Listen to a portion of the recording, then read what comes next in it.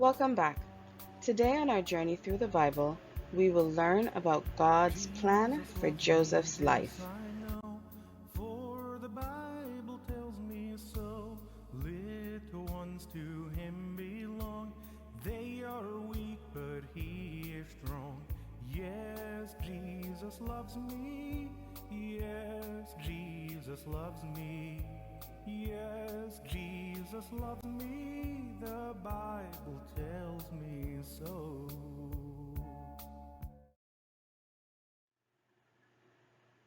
God's plan. Our memory verse today comes from Romans 8, verse 28.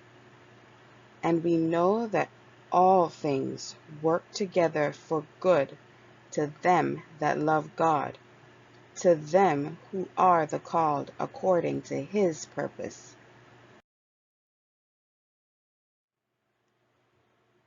Pharaoh's dream.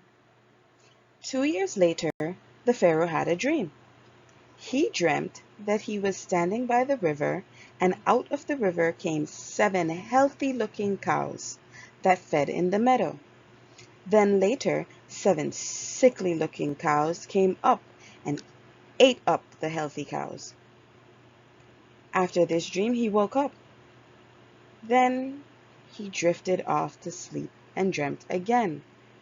This time he saw 7 healthy ears of corn on one stalk.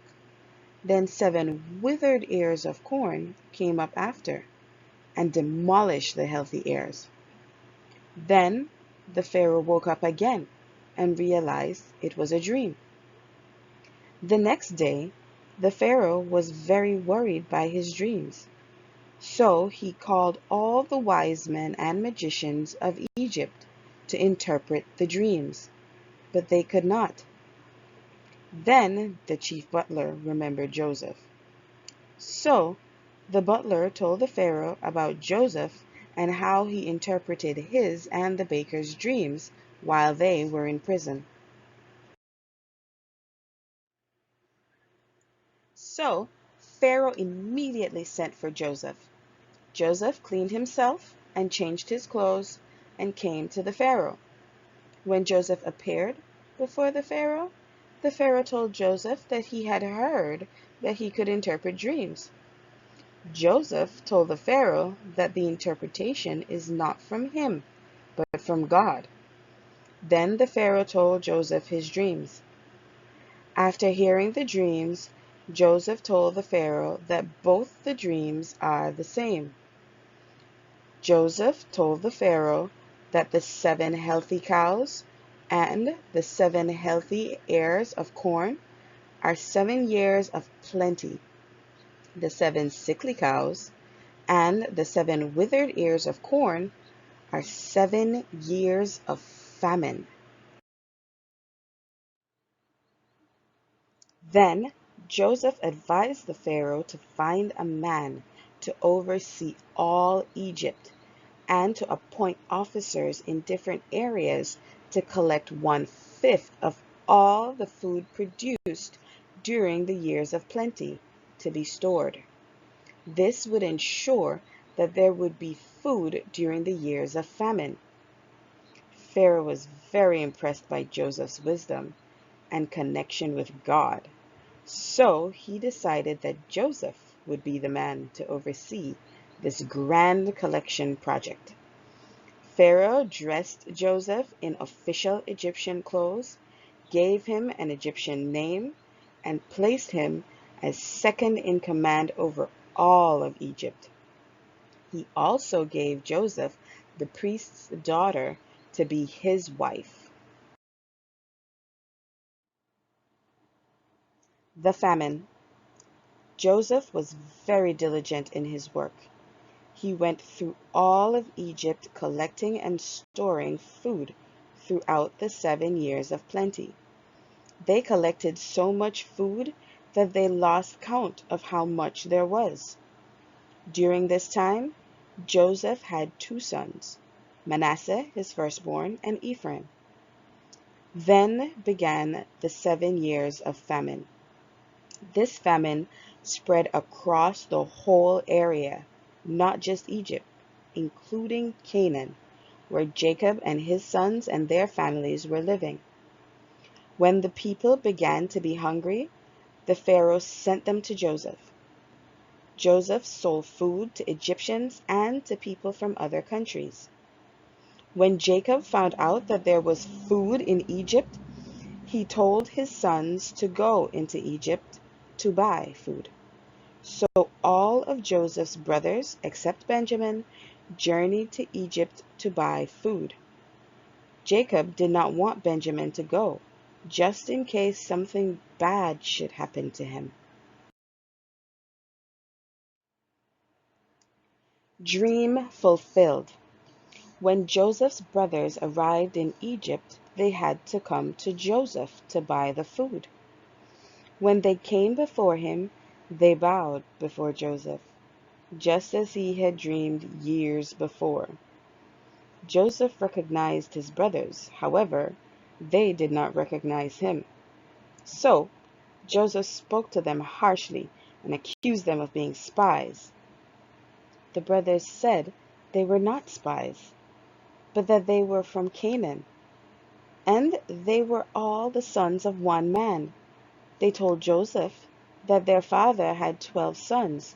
The youngest is with their father, and the other is no longer with them. Joseph again accused them of being spies and told them that they could not leave unless they presented their youngest brother. One brother would be sent to bring the youngest. So he put them all in prison for 3 days. Then, the third day, Joseph came to them and told them to leave one brother behind, and the rest of them should take food back to their families and return with their youngest brother. The 10 brothers argued among themselves, saying that judgment is now coming on them for what they did to Joseph. But they did not realize that Joseph could understand all that they were saying. Then Joseph walked away from them and cried. When he returned to them, he took Simeon and tied him up. He had the servants fill their sacks with food and returned their money in their sacks. And he sent them with food for the journey. On their way back, they found their money in their sacks and became even more afraid. When they arrived in Canaan, they told Jacob all of what had happened, and that the man in charge of the food demanded that Benjamin return with them. As the food they had was near finishing, the brothers returned to Jacob with the plea to send Benjamin. Reuben offered the lives of his sons in exchange for Benjamin, but Jacob refused, saying he has already lost 2 sons. If he loses Benjamin, that will surely put him in his grave.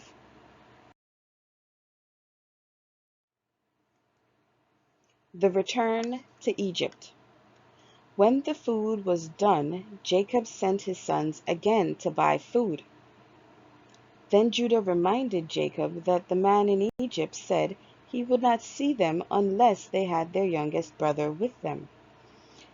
So Judah promised his father that if anything should happen to Benjamin, he would bear the full blame.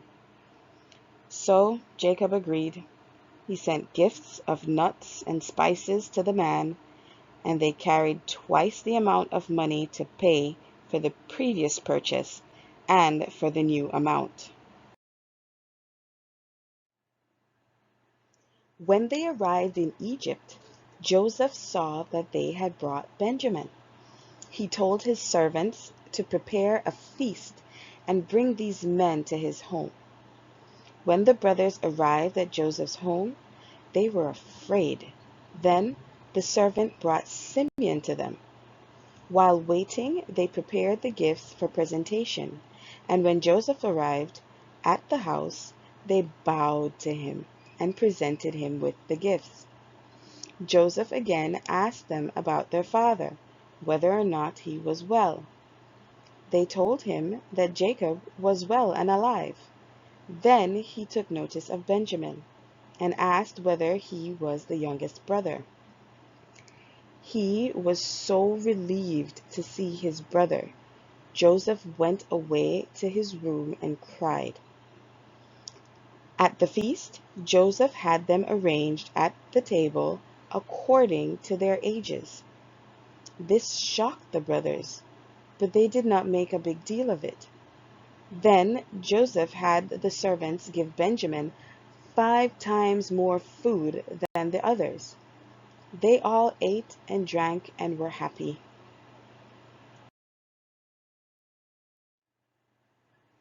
The final test. Joseph had his servants fill the brothers' sacks with food, and again return their money. Then he said, "Put my silver cup in the sack of the youngest brother." So his servants obeyed. The next day the brothers gathered their sacks and set out for home.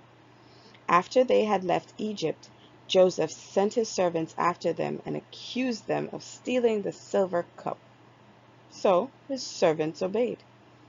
When the brothers heard the accusation, they denied doing any such thing, and said whoever was found with it should be put to death, and the remaining brothers would become slaves. So Joseph's servant searched each of their sacks, from the oldest to the youngest. When they reached Benjamin's sack, they found the silver cup. The brothers were very upset at this revelation. All the brothers then returned to Joseph's house, and Judah pleaded with Joseph for mercy and promised that all the brothers would be his servants. Joseph said no, only the one who had the cup would be his servant. Then the rest of the brothers could go home to their father. Then Judah explained to him Benjamin's situation, saying that he is his father's youngest child and the only brother left of his mother, because his other brother was dead. He explained that his father did not want him to leave, and if he doesn't return, their father would die. So Judah offered to take Benjamin's place as Joseph's slave, because he promised his father that he would take full responsibility for Benjamin.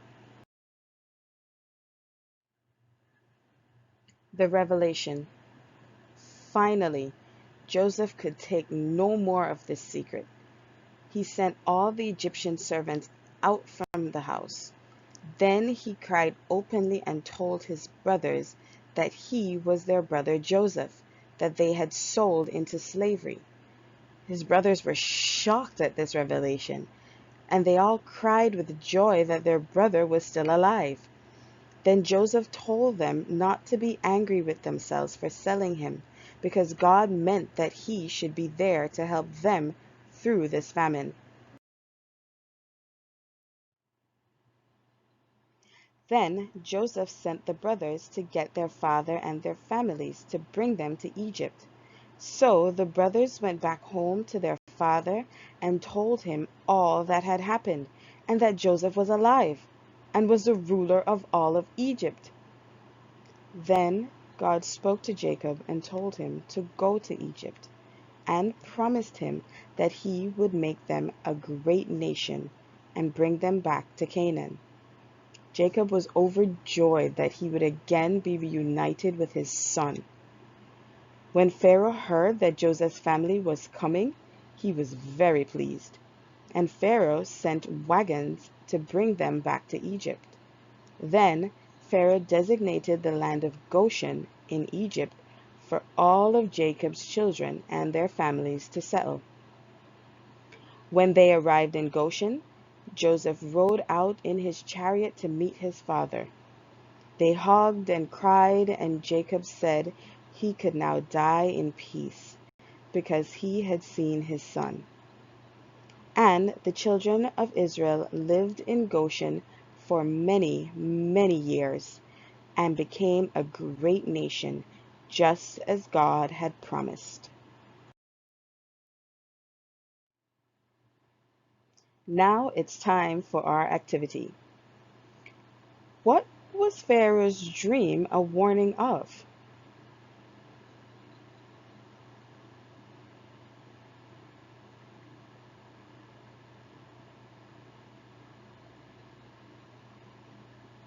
Correct. A famine was coming. What was found in Benjamin's sack?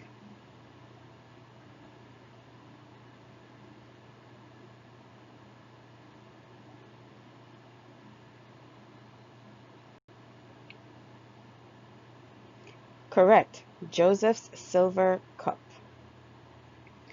Where did the children of Israel live while in Egypt?